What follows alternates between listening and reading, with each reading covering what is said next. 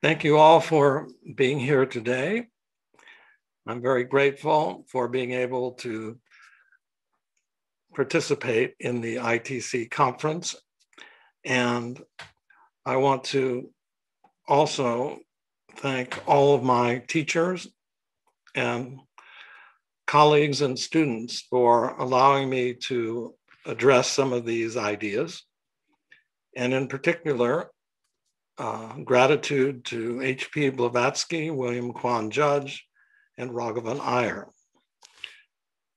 My theme is invoking the sacred into the secular, drawing the larger circle. We are living in revolutionary times. What matters? What ideas are living or dead in a time of change? We are thrown back on ourselves to choose. Manas, the mental faculty which makes of man an intelligent and moral being, is the chooser, the selector. The 20th century theosophist and late professor of political science at Oxford University, Raghavan Iyer, in his volume Parapolitics, wrote that the current revolution involves, quote, something more fundamental than the collapse of regimes and forms. It involves entire social structures and economic systems, both older and more durable than other revolutions, and centered upon man's relationship to his fellow man. It is rooted in his self-awareness and his ruling conception of his God and nature, as well as to the social and political universe. Enter Theosophy, to awaken higher self-awareness, the Buddhian manas of the race, in the context of universal brotherhood. Theosophy represents a portion of divine wisdom, a comprehensive, unifying, ruling, metaphysical, and ethical worldview of God, nature, and man. It reflects the eternal verities and the heartbeat of living unseen Mahatmas and their messengers, including Helena Petrovna Blavatsky. This eternal knowledge asserts that man's essential identity is a spiritual being, the microcosm of the macrocosm. We are part of a vast empyrean of grades of living intelligences in spirit and matter, radiating the one life, cosmic ideation, derived from an unknowable, limitless source. As immortal souls on a vast pilgrimage, the use or application of the mind or consciousness is critical in man's upward spiritual evolution. The soul's aspiration to reunite with its incognizable parent. Ideation from the universal mind is reflected as a specialized ray through the higher, immortal, indestructible triad, Atma Buddhi Manas, or spiritual soul, energizing the personal, perishable lower quaternary to consciously reap and learn from experience. The reincarnating ego, Buddhi Manas, is held to be sovereign to the mind itself, being the experiencer. It is able to hold experience through a dependence on the mind as a connection to planes of matter. An inconstant mind grasps for immediate desires, ignores reflection, or randomly cerebrates. Thus, the spiritual soul, as the witness, cannot assimilate through direct insight the true nature of objects without an abiding, purified mental concentration on those objects of experience. Without soul insight, the soul is impeded in its attunement to larger cycles of evolution.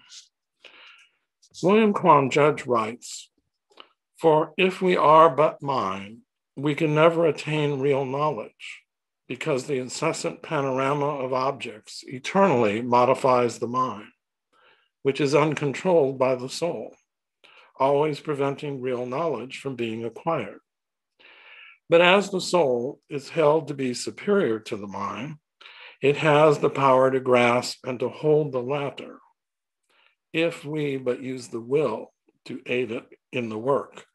And then only the real end and purpose of mind is brought about. Manas is dual. We can self-consciously choose to place the mind on higher principles, spiritual knowledge and apprehension, drawing direct insight and application in life. To do this, we need to starve out our inordinate attraction and attention drawn to the enthrallment of the senses. The lower mind reflects its identifications with the terrestrial. It has become overly attached to our physical vestures and appetites due to years and lifetimes of misuse. The mind can, however, select, refine, and gently but firmly put our lower desires in their proper place in the service of our higher principles. Thus, manas is a focal lens bridging the spiritual to the terrestrial world. This bridge that lies within man's nature can be exercised in all circumstances of life to build a self-conscious link between higher and empirical worlds, rendering every context sacred. From Hermes magazine. Refining this sacred bridge in our nature is an exercise of practical idealism on behalf of uplifting humanity and nature. Sri Raghavan Iyer writes, for the neophyte, the initial step is to become a true pragmatist, to use the idealism which is within the soul and which is consubstantial with the plane of Mahatmic ideation in the cosmos. It will then be possible to bring into the unreal world of time, which ordinary human beings mistake for reality, the fruits of meditation, the flower of contemplation, and the fragrance of self-study and self-correction. When one is filled with the milk of human kindness, it will be possible to extract from the depths of one's divine nature the ambrosia of immortality. In deep sleep, where one is far from the persona, where the personal nature is reduced to a cipher, one may receive the gift of Krishna, a drop of the divine elixir. The personal nature will know nothing of this secret gift. And when one awakens, it matters little what the personality makes of the change. What is important is that one honor and treasure it and go forth into the day, sifting and selecting that which is of value, that which is good and true and beautiful. One should not do this strenuously, but rather with a lightness and relaxation consistent with one's own sense of unimportance in relation to the entirety of mankind. From an excerpt, The Inmost Sanctuary. Lord Krishna in the Bhagavad Gita exemplifies this relative to how to be in the world, but not of it. In his portrait in chapter 2 on the qualities of the self-governed sage to be awakened in Arjuna. Theosophy has given us 3 triads of linked practices as hooking points in order to strengthen a mental posture, allowing us to maintain a continuity of consciousness. Each day is a fresh reincarnation in consciousness. The sky, it has been said, is the great purifier. The pre-dawn light is supple and incarnates the sacred day for acquiring insight and wisdom. Like the freshness of the dawn, our inspired self-awareness shows itself in the freshness that one can bring to appreciating persons, situations, and particular moments with equanimity. We find, for example, that people are starved for appreciation in competitive societies. During the day, we can also hit the pause button. The voice of the silence says, silence thy thoughts and fix thy whole attention on thy master, whom yet thou dost not see, but whom thou feelest. There are various progressions of calming the mind and controlling the modifications of the mind as it molds itself upon the object, while reflecting it and its properties to the soul. These processes are set forth by Patanjali in his yoga aphorisms. Through meditation, we can generate a critical distance in our mind. Critical distance negates the distortion implicit in immediate sensory responses to the world and in the exaggerated inferences derived from them. This can result in changing the polarity and quality of life atoms in our lower vestures by attracting new sets of elementals with greater degrees of porosity than those we have attracted through our negative and self-destructive thoughts. We thus gain a natural mental control through detachment and discernment as a result of lifetimes of earnest and at times arduous practice. Immediately, we can become more self-aware of our thoughts and actions. Mr. Judge writes that our tonality and thoughts are living messengers and can either uplift or downward affect our immediate social atmosphere, quality of life for ourselves, all living beings, and for the living earth itself. We then are responsible and can be mindful for consciously selecting our thoughts and actions with what is immediately here before us. The battle then is within the field of consciousness to shift our ratio of attention from the manifest to the unmanifest in our whole day and in our life. This requires a turning or a metanoia of the heart. We can voluntarily renounce or let go of excess, unneeded mental and material baggage, to allow our heartfelt spiritual ideals shine forth and incarnate within our sphere, shifting through our shifting duties throughout over a lifetime. The heart can lead and inspire the mind. Thus, the Dalai Lama emphasizes that one should strive for the perfection of wisdom and not simply the perfection of meditation, for meditation leads us to self-study. Self-study is a necessary complement to meditation. Pythagoras urged his students to conduct a daily review of their activities from an impersonal standpoint. This sacred act first meant praying to the gods, acknowledging that all action is devoted in the service of God, is sacred, and yet has an element of untruth on this terrestrial plane. Thus, in quietude, the need to reflect as an impersonal witness in order to appraise and self-correct our motives, relationships, and methods. In other words, our skill and action in our daily rounds. And this becomes a critical correction to our consciousness. In addition to meditation and self-study, we also immerse ourselves in the teachings of Theosophy. As the voice of the silence says, for mind is like a mirror. It gathers dust while it reflects. It needs the gentle breezes of soul wisdom to brush away the dust of our illusions. Seek, O beginner, to blend the mind and the soul.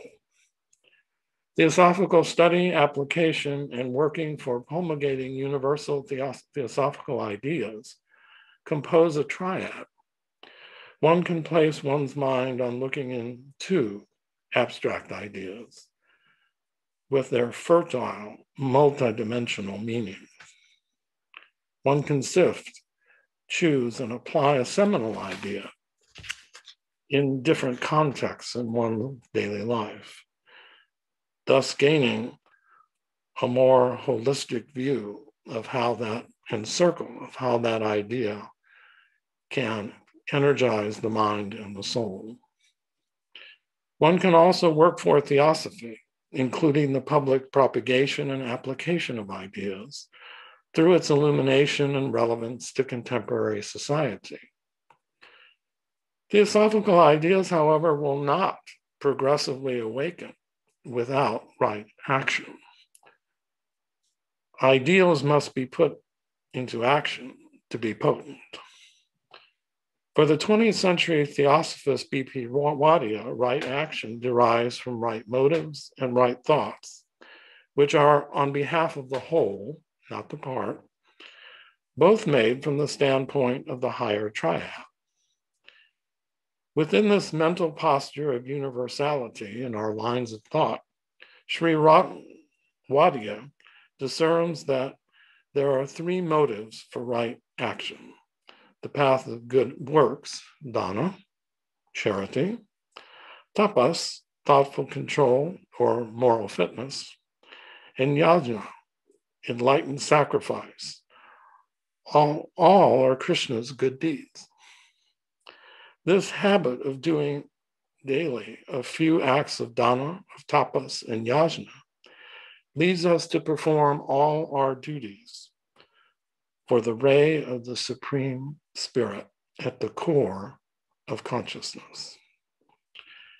Sri Wadia warns us not to be hasty. The art of performing good works, like true knowledge, is not acquired easily or speedily. Our aspiration should go hand in hand with ever-deepening devotion to our teachers, reflecting the wisdom of the Supreme Spirit. Such makes the waters of wisdom spring up spontaneously. Good acts require knowledge. True assimilation of knowledge requires devotion. These three ever go together. The geometry of monastic disciplines assist us as we employ the four golden links mentioned by H.P. Blavatsky in the Key to Theosophy. For example, the principle unity and universal causation can be viewed as oneness. The Dalai Lama has said that all human beings are of the same essence and all wish for happiness. As global suffering has moved consciousness out of sectarian shells, we can be more easily identifying first as members of the great human family of 7 billion or more people. The Dalai Lama urges us to think universally of the diverse needs of the whole human family and act to relieve spiritual and material distress. Thus, he has called for taking universal responsibility for emotional disarmament in the use of the mind as the first step. Helping others comes soon after. He urges a new age where reason meets compassion. The heart inspires the mind. This global recognition of using the mind to think of what we owe others and humanity is manifesting along visible and invisible lines as a feeling of universal fellowship around the globe. The heart doctrine is becoming sanctified common sense. However, Kevin Dutton, as others, have pointed out that we are evolving a mental tendency to categorize or make distinctions in such a way that while we're used to thinking of ourselves as us and them, we are now imposing the distinction of right and wrong on us and them. This polarization is a fusion of us and them mixed with right and wrong. Now, to be right doesn't mean you're innocent, and to be wrong doesn't mean you're incorrigible. If consciousness, however, is trapped in kamamanas, selfish motives will produce separative ideas and false and threatened identities. They will reinforce prejudices, and projections of blame and discourse on others. A self-righteous us versus them mentality ensues, allowing us to avoid these problems even in our own natures, and to externalize responsibility, projecting on others. This is a tough problem. Meditation is the only medicine. There is a limitless part of our mind, our higher manas. It is based on recognizing necessity and does not deal in binary thinking. Thus, the law of karma, or greater harmony, points our thinking toward harmonies and disharmonies, allowing our mind to not overly grasp and absolutize thought forms, which are polarizing and decaying. Recasting pairs of opposites, especially good and evil, in the impersonal terms of harmony and disharmony can be helpful as necessary aspects to the evolution of consciousness. Following our self-chosen duty, we can be patient, be a deep listener first, allowing a readiness or a set of probabilities to emerge, where compassionate thought and action are called for to be corrective or illuminating, not vengeful. Nonviolent non-cooperation with evil, tapas, or voluntary self-suffering for truth, holds the possibility of awakening the moral conscience of each and all. In conclusion, Ralph Waldo Emerson stated that the life of a man is a self-evolving circle, which from a ring imperceptibly small, rushes on all sides outwards to new and larger circles, and that without end. With gratitude to our teachers and the fruit of meditation, we can engage in the kindly revolutionary act of gestating a gentle, uplifting thought. If every original thought is a circle from within without, we can draw the larger circle, widening the inclusivity of our thought. From consideration from heartfelt ideas and reasoning from abstract principles, from above below, we can gain a greater perspective and a sense of proportion. We can draw on everyone's contribution, adding to with our own tonality of speech to simulate a fresh, agile, creative approach to a situation, aided by patiently working with karma and a bit of wit or storytelling. As pathfinders, we can use our minds to choose and select wholesome ideas to act upon. We can unknowingly plant seed ideas through a pure expression of Theosophia, recording the idea in the Akasha, in the ever-present future for humanity. Thus, we can simply learn to be through humility and through meditation and mindfulness, a friend of humanity. He drew a circle that shut me out, heretic, rebel, a thing to flout. But love and I had the wit to win. We drew a circle that drew him in. Edwin Markham. Thank you.